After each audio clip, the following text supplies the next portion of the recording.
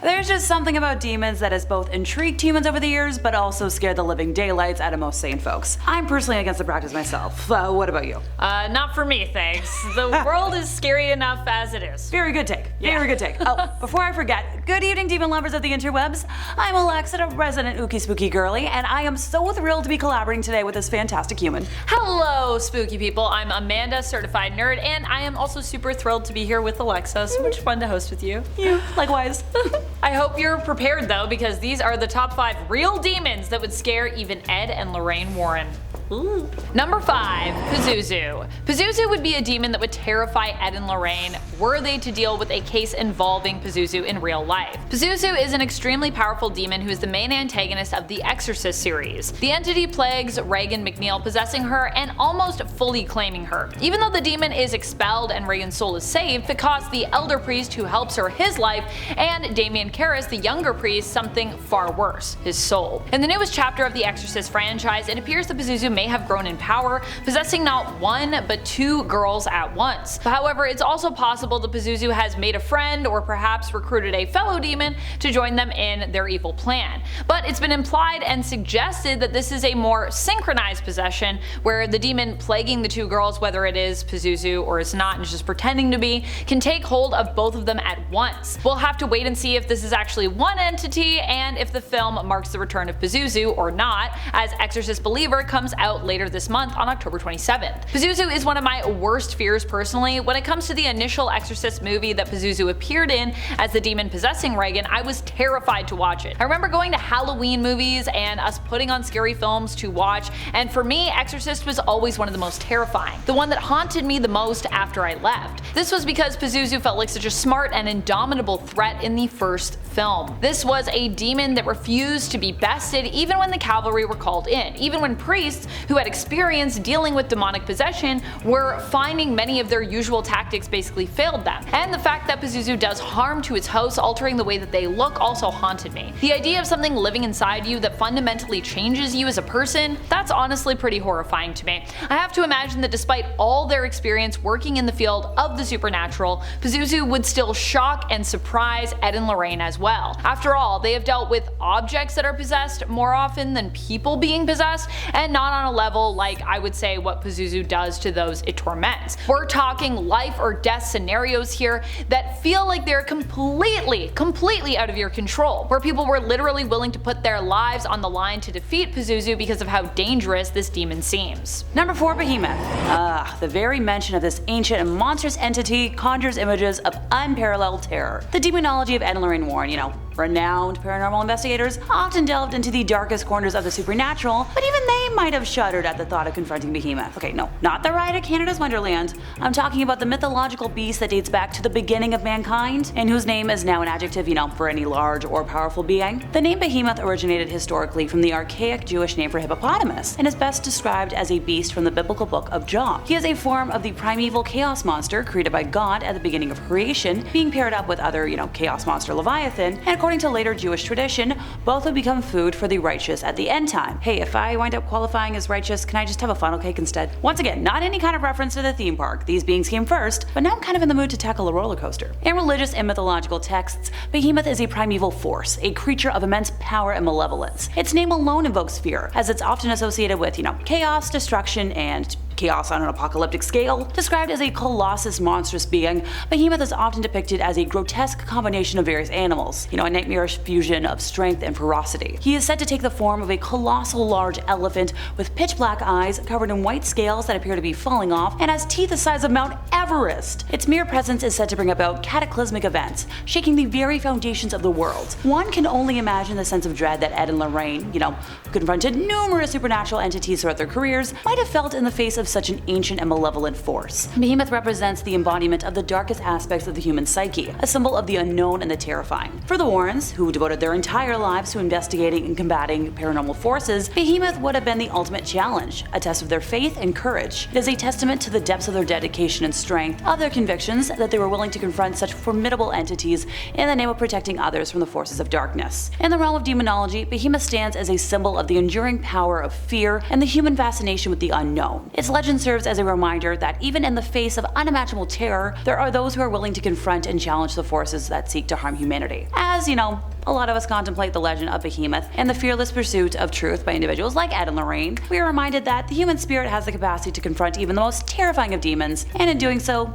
shed light on the mysteries of the supernatural. Number 3. The red-faced demon Sixtass. Probably one of the most terrifying entities to appear in the Insidious franchise. The red-faced demon is the one who takes and possesses Dalton in the first Insidious movie. While not always the main demon and supernatural threat of the franchise, I would say he's up there as he is the main antagonist of the first film and is vanquished after returning in Insidious the Red Door. What makes Sixtass so scary is that he's an entity that resembles the devil who literally scares the mediums that Josh consults in an effort to get back his son and understand what is happening to him. Besides that, this is a demon who takes people and severely mistreats them while they're captured, while possessing them in the waking world using their physical forms to carry out unspeakable evil acts. He also is shown shedding his skin and has extremely sharp claws, like literally spends just time off sharpening those claws. To me, there has always been something deeply upsetting about demons who can possess you and make you do horrible things in the waking world.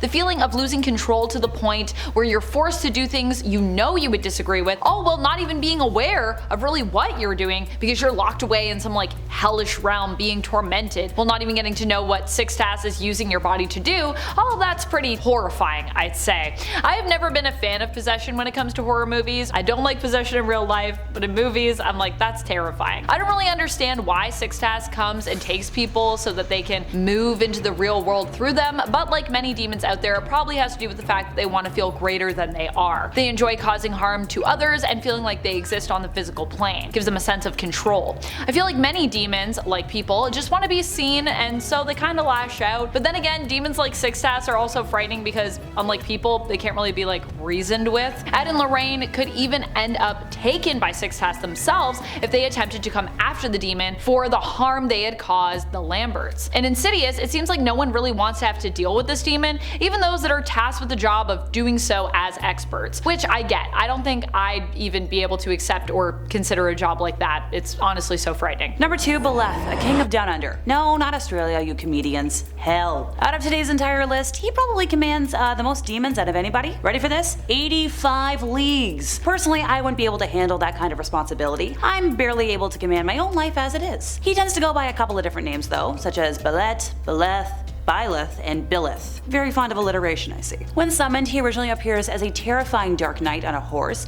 He is accompanied by a cacophony of music, and presents himself as scary as possible to test the conjurer. If the summoner is not deemed courageous, yeah, you're in for a lot of problems. Also, and once again, do not summon demons, but if he decides you are strong enough, he'll be kind to you. But only if the conjurer is holding a hazel wand and draws the summoning triangle to the south, to the east, and upwards. He's also pretty judgy, so if you look like a slob, all bets are off. While summoning him, one must wear a silver ring on the middle finger of the left hand to protect themselves from his fire-breathing abilities. Speaking of that fiery stuff, his overall abilities include the capability to throw fireballs and hellish explosions from his hands and mouth that can incinerate angels and can create large crimson fire dragon heads, which on impact can incinerate or explode any opponent. Oh, the pyromaniacs out there want more. Who am I to deny? So Beleth has tried his dang best to emulate holy fire and couldn't recreate it perfectly, but has instead created a light yellow fire that manifests itself from the tendrils in the hands and forearms that pierce and burn any target, but keep a soul trapped in black crystals made with the ash that he can keep as a souvenir. Oh, and he can release needles from his hands with the same effects. By the way, any results from this power are irreversible unless you want to turn into Mr. or Mrs. Big Pile of Dust. I'd recommend avoiding that. He can also fire laser-like fire beams from his hands that are even more powerful than hellfire, that can and will incinerate anything in its path. Definitely a Leo. Too much fire not to be. Oh, almost forgot. He is able to create weapons such as swords, daggers, spears, needles, and blades in his hands. All that fire and the ability to create weapons? No thanks. I can't imagine Ed and Lorraine wanting to go anywhere near someone that can impale you with needles from your hands. And so much fire. Number 1, the Black Demon. This is the demon featured in the movie of the same name. In this story, the Black Demon is an agent of Tlaloc, an ancient Aztec and Mayan god that some other religions have classified as a demon as well. The Black Demon in the movie comes in the form of a giant shark, similar to a megalodon in appearance and size. One of the explanations that is posed in the film as to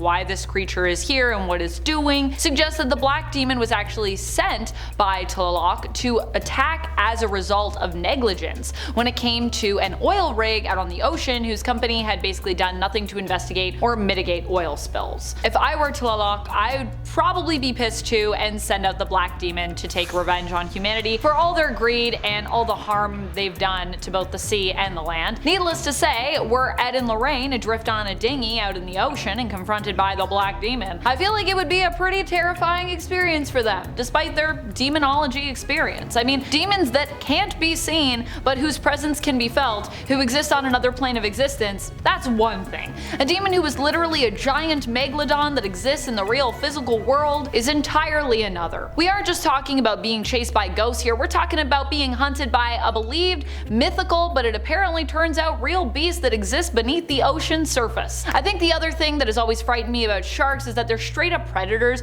who exist in a world that we aren't really meant to occupy. The ocean is a deep and dark and mysterious place, and as much as I love swimming in the ocean and being in water in general, when we're in there we're completely out of our element. Unless I guess you have equipment, and even if you do sometimes, you aren't really prepared to be underwater for long periods. You can't move as easily, you can't see as easily where you're going, it's just frightening. And I feel like that is what gets me. You're fighting something that is in its element while you're out of yours. Add in the fact now this isn't just any old shark, but basically a megalodon who also has ties to the spiritual world with its connection to Tlaloc, and yeah, that is honestly some scary stuff. That's about it. Hopefully we'll see you again soon, but also hopefully kinda not, because these were pretty scary. But until then, friends, stay spooky. If y'all enjoyed our ramblings today, could you help us out by giving this video a like, subscribe if you aren't already, hit the bell for more demonic content from us here at Top 5 Scary Videos, and we'll see y'all next time, you lovely spooky people.